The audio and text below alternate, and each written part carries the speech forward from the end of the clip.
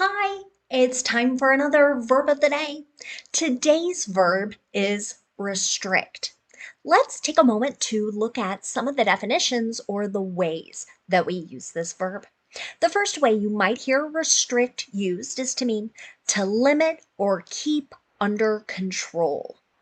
Now, I know people watching these videos live in many different places, but something you might be seeing this summer when it gets really hot, some cities, some towns might limit your ability to water the lawn, water anything, right? Maybe fill a pool. And that can be because we don't have enough of it. So we're trying to limit or reduce the amount that's being used. A second way you'll hear restrict used is to mean to not allow someone or something the freedom of movement or action. As I thought about this particular definition, I was thinking about a conversation I was having with my brother recently.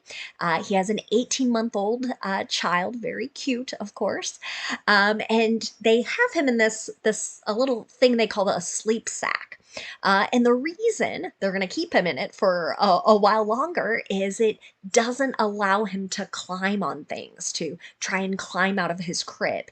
It's restricting his movement, right? So it's not giving him that freedom to move his legs in a climbing motion.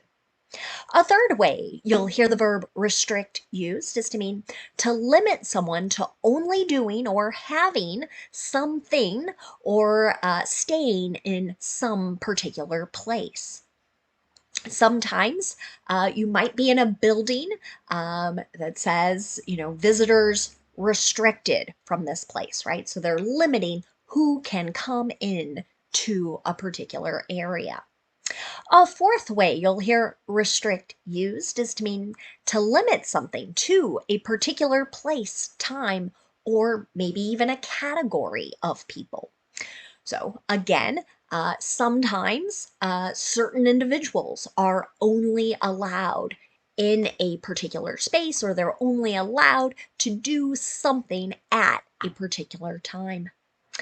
A fifth way you might hear restrict used is to mean to withhold information. So here we're kind of keeping information to ourselves, we're not sharing it with others. You should know the verb restrict is a regular verb. To make the progressive form of this verb, I'm going to add ing to form restricting.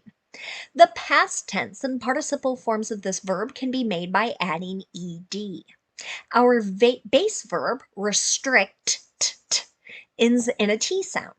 And when I add that ed ending or the ed suffix to this word, I'm going to add an extra syllable as I pronounce it. So I'm going to make an id sound. So the past tense and participle forms should sound like this: restricted, restricted. Okay. Now, there are a couple phrasal verbs you might encounter. You're going to notice the meaning is very similar to those that we've already discussed. The first phrasal verb we'll look at today is to restrict from. Generally, we're using this to talk about limiting someone's actions or their movements. Let's look at an example sentence. The school is restricting students from leaving the dance between 7:30 and 9:30. Okay.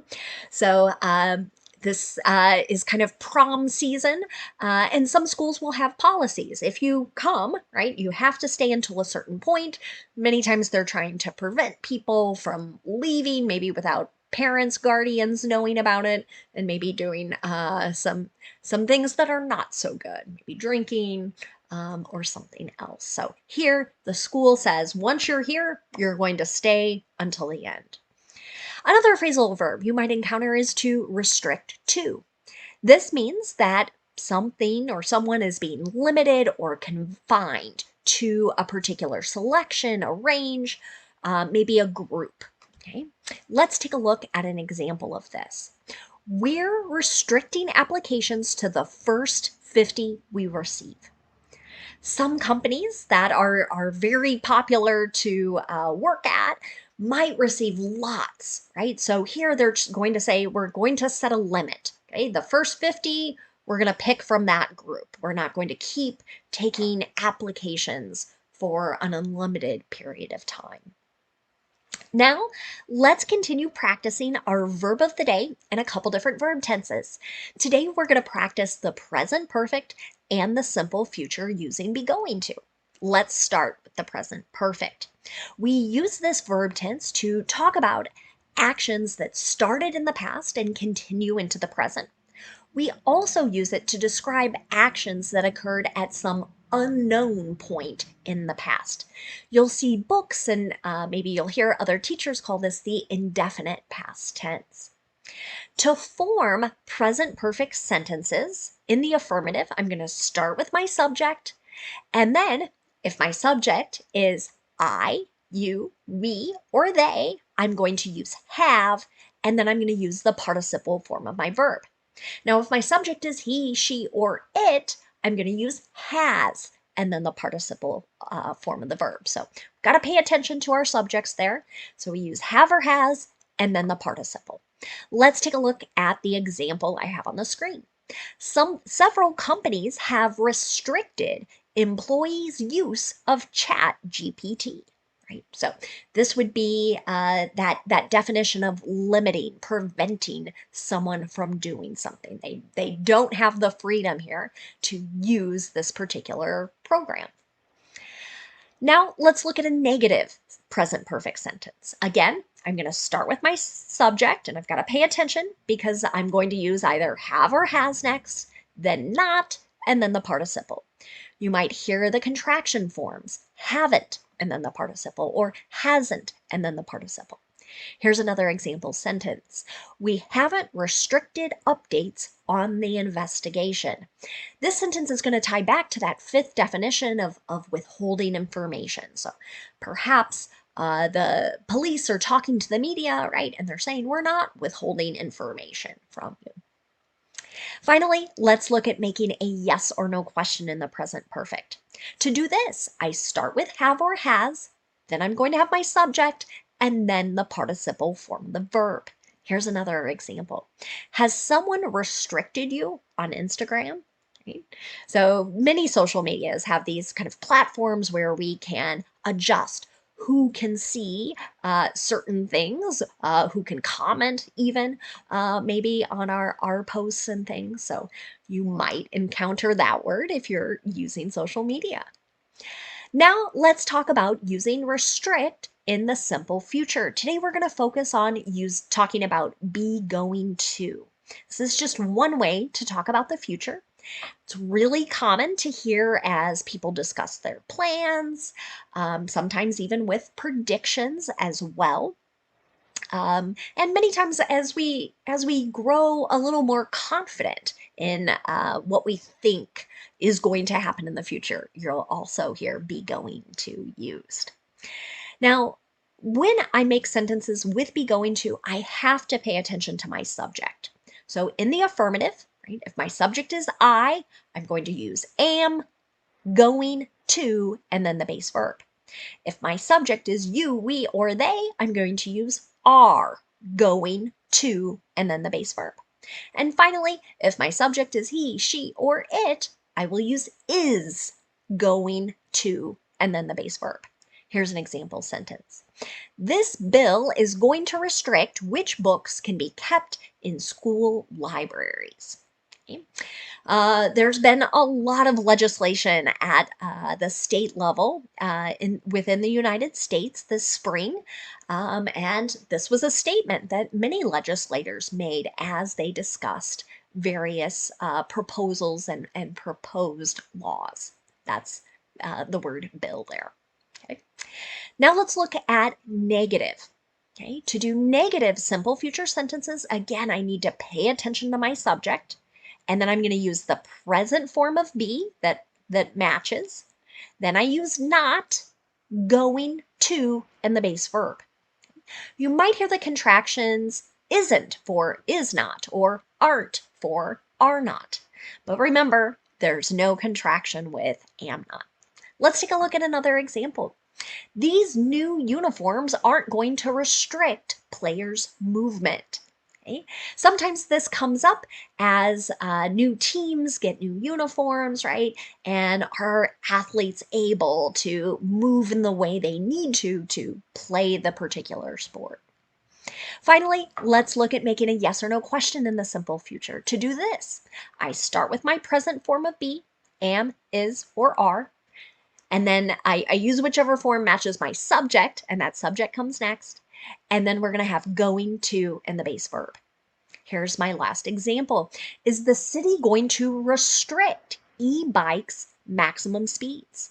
So here, what we're talking about is setting a limit, right? So we're not going to allow these electronic, these motorized bikes to be able to operate maybe at 30, 40 miles an hour, right? That might be too dangerous for our bike trails. Now, let's spend a couple more minutes looking at words that are related to our verb restrict. And the first word we're going to discuss is the noun form of this word, restriction. Okay? One way to use this noun is to refer to some type of limiting condition or a limiting measure. An example of this might be, there are restrictions on multifamily dwellings in this neighborhood. Okay? So here, maybe this is like a city ordinance, some kind of zoning code or regulation, right? That's our condition or measure here that limits the type of uh, in this case, likely apartment buildings, because many families or multiple families could occupy that. A second way the noun restriction gets used is to mean the limitation or the control of someone or something. An example of this, the city will impose outdoor water restrictions in June and July. Okay? It goes back to that earlier example where we were looking at that usage as a verb. Okay? So we're going to limit the amount of water people can use. Another related word you'll see is restricted, used as an adjective. When this is used as an adjective, we're generally describing something that has been limited in the extent, limited in its number, its scope, or maybe even limited in action. An example of this, there will be restricted access to these 2 blocks for the next 2 weeks. Okay, so there's going to be a limit to who can maybe drive down these 2 blocks or who can access the road from these 2 blocks, likely due to construction. Another related word you'll hear is the adjective restrictive. This can mean imposing restrictions or limitations on someone's activities or having limitations on someone's freedom. An example of this, their toddler can't stand restrictive clothing. Okay, so here, can't stand is similar to doesn't like or hates. Okay, so here, this is somebody who wants to be able to move, right? So maybe certain shirts are too tight, something that doesn't allow them to run or move easily. I've got a second example sentence there just to help us understand that adjective. The US needs more restrictive gun laws. Now, this is my personal view, right? We need to limit people's ability to access assault weapons in particular. There are way too many people dying due to our laws, which are not restrictive. Right now, there's not much imposing or limiting someone from accessing these weapons. The last word I'm going to talk about today is the adverb restrictively. Okay, so hopefully you can see that ly suffix. It's a good sign that that's an adverb in English. So here we're describing something being done in a way that prevents people from doing something. An example of this might be, you don't need to diet restrictively. Okay, so here we might be talking about someone going, okay, I'm not going to have any sugar at all, right? I'm not going to eat any fried foods, right? So here we're preventing people from eating maybe large groups or large categories of food. And this sentence is encouraging someone like, oh, wait, maybe you could have a little bit, right? So not trying to prevent it completely. Thank you so much for watching today's video. I hope you have a great day.